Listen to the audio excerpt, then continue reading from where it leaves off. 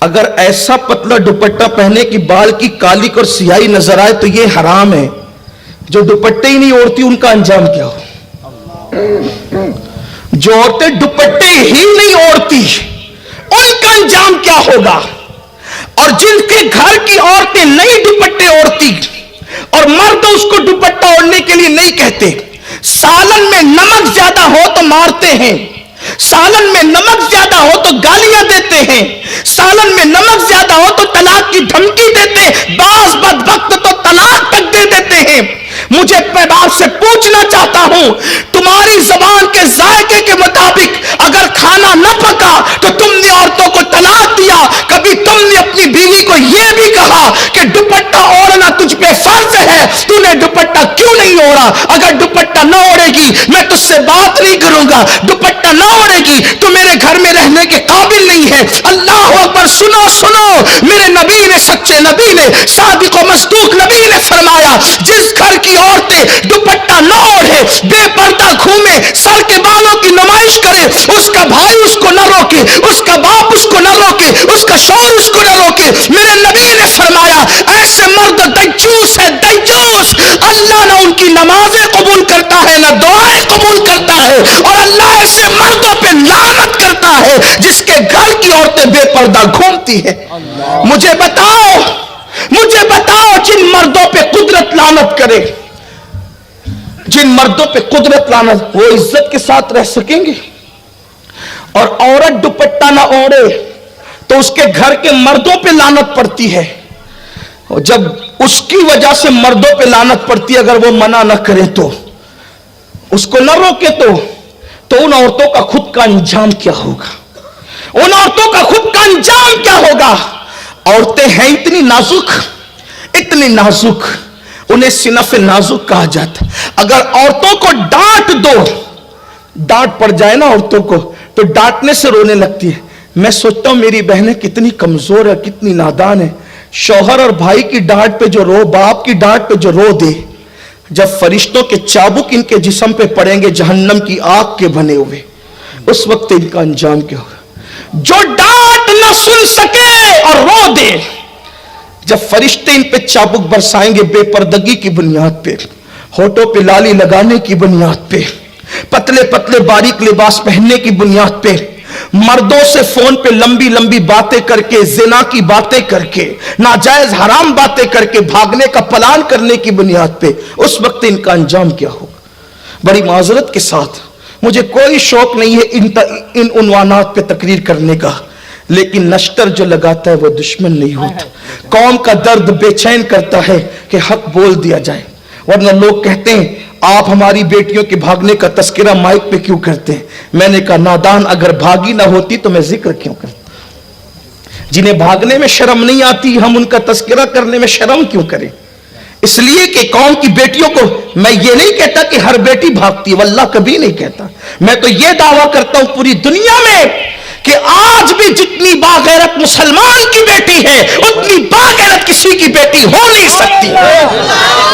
لیکن سیریل دیکھ کر، فلمیں دیکھ کر، گانے سن کے، ناولیں پڑھ کے آج مسلم بیٹیوں میں بھی کچھ ایسی ناہنجار اور غلط بچیاں جنم لے چکی ہے جس نے پوری قوم کو بدنام کر رکھا ہے. ہر دن کسی نہ کسی اخبار میں، ہر دن نیوز چینلوں پر مسلم بیٹیوں کے بھاگنے کی داستان آتی ہے. لیکن یاد رکھنا اس کے ذمہ دار بھی صرف وہ بیٹیاں نہیں ہیں، ہم بھی ہیں، کیونکہ ہم نے اپنی بیٹی کو سیریل دکھا کر تو پالا، ہم نے اپنی بیٹی کو سیدہ فاطمہ کی سیرت کبھی نہیں سنائی، ماں عائشہ صدیقہ کی زندگی کبھی نہیں سنائی. اللہ اکبر. ہم نے تو اپنی بچیوں کو گناہ اور جرائم دکھائے فلموں کی شکل میں، لیکن ہم نے تقوی اور پرہیزگاری کی باتیں کبھی نہیں بتائی. وجہ یہی ہے قوم کی بچیاں بگڑتی چلی گئی، قوم کی بچیاں دین سے دور ہوتی چلی گئی. تو آئیے بات بہت دور نہ چلی جائے، میں دو جملے کہہ کر اپنی بات کو پھر اپنے عنوان کی طرف لے کر چلتا ہوں. میں اپنی قوم کی ان بیٹیوں سے، ماؤں سے، بہنوں سے گزارش کرتا ہوں، میری بہنوں، اللہ کے عذاب کو دعوت مت دو، اللہ کے غضب کو دعوت مت دو. دنیا دنیا کا بڑے سے بڑا طاقتور انسان کوئی بھی اس قابل نہیں ہے جو اللہ کے عذاب کو برداشت کر سکے. اللہ کے عزت کی قسم, اگر میرا اللہ اپنے عذاب کو کسی پہاڑ پر ڈال دے تو پہاڑ بھی اللہ کے عذاب کو برداشت کرنے کی طاقت نہیں رکھتا.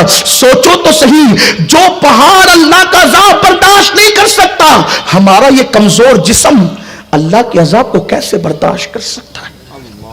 اس لیے کبھی گناہ کر کے اللہ کے عذاب کو دعوت مت دینا. میرے اللہ نے فرمایا ان بطش ربک لشدید, بے شک تیرے رب کی پکڑ بڑی سخت ہے. اللہ جب کسی کی پکڑ کرتا ہے تو پھر اس کو کہیں کا نہیں رکھتا.